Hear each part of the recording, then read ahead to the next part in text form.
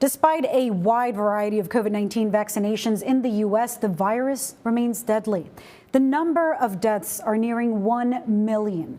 According to Johns Hopkins University, more than 967,000 Americans have died from the coronavirus so far. 6 million people have died globally. Those numbers are actually believed to be in the tens of millions. As more Americans die from the virus, many researchers are questioning if people have become too desensitized and immune, perhaps, to the impacts of the virus, if we're walking away from it too quickly. They say the country's polarizing view of COVID-19 has diminished people's acknowledgement of grief and, of course, the irreplaceable lives of loved ones. For more on this, I want to bring in Ed Yong. He's a staff writer at The Atlantic who wrote a very impactful piece. The article called "How Did This Many Deaths Become Normal?" I highly recommend, and it really makes us think about what we've lost and where we are now. Ed, welcome. Let's start with, this perception of COVID deaths being looked upon so differently in comparison with other events like natural disasters, terrorist attacks. You make a comparison to the 4 decades of the AIDS pandemic and say, we've lost more people in these 2 years than we did over 40 years. Why is it being looked so different?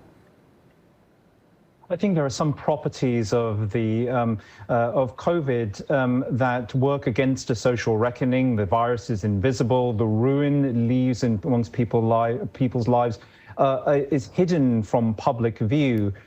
There's obviously the fact that we've been at this for 2+ years now, and I think people are fatigued when you constantly fail at addressing a problem. It can be very difficult to continue staring that problem in the face.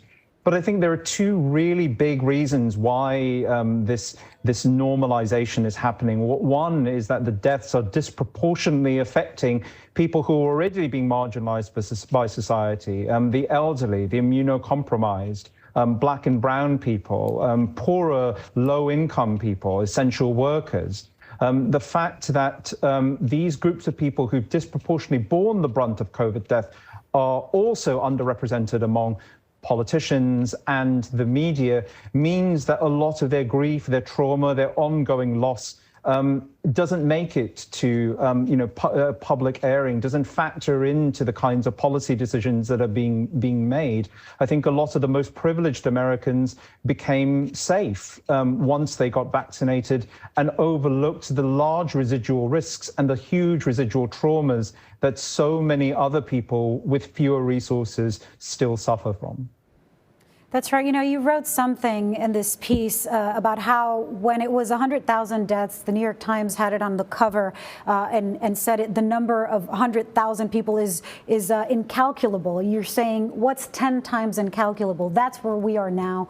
And of course, as somebody who's been covering this pandemic to its entirety every week, we do become somewhat desensitized and we start seeing numbers that should be considered high as low, as of course the curve and the spikes wane down. But now I think we're walking into a different era to really address the moral, the mental, the physical strain that the pandemic has had on us as individuals. Can you tell me a little bit about what you have found in your reporting? What do we need to start doing now? What helps? Yeah, I think that a lot of the measures that would have saved these lives and that will continue to save lives from future variants and from future viruses, are very clear. Things like better ventilation, like paid sick leave that would allow people to manage the risk of infection without losing their income, better testing and surveillance measures.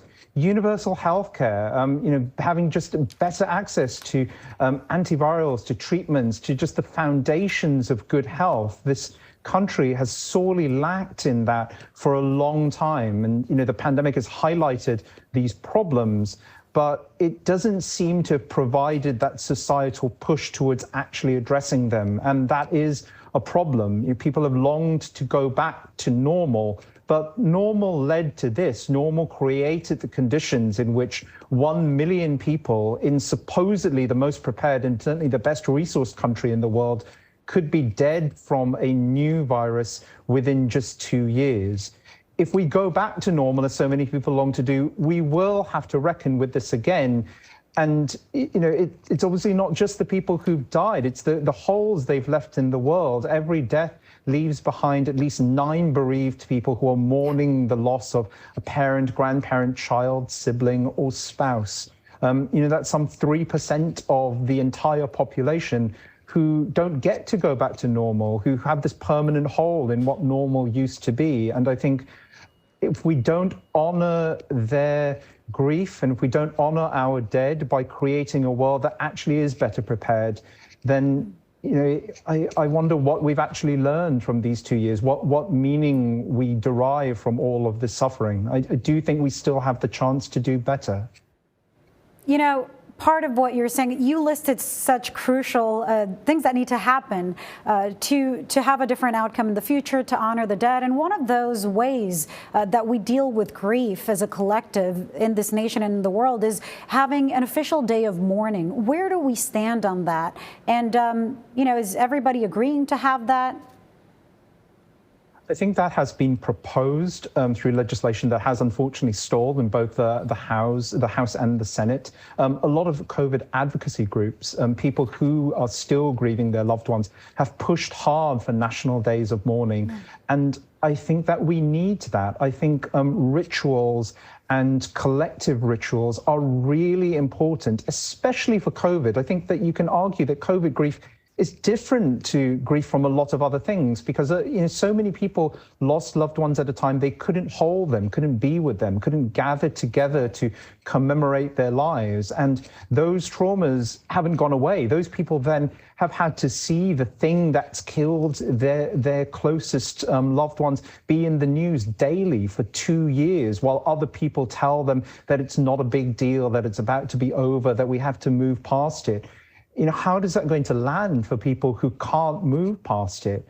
I think that we shouldn't underestimate how much symbolic acts like a National Day of Mourning could help people who are still struggling with the aftermath of losing someone they love to this horrible disease.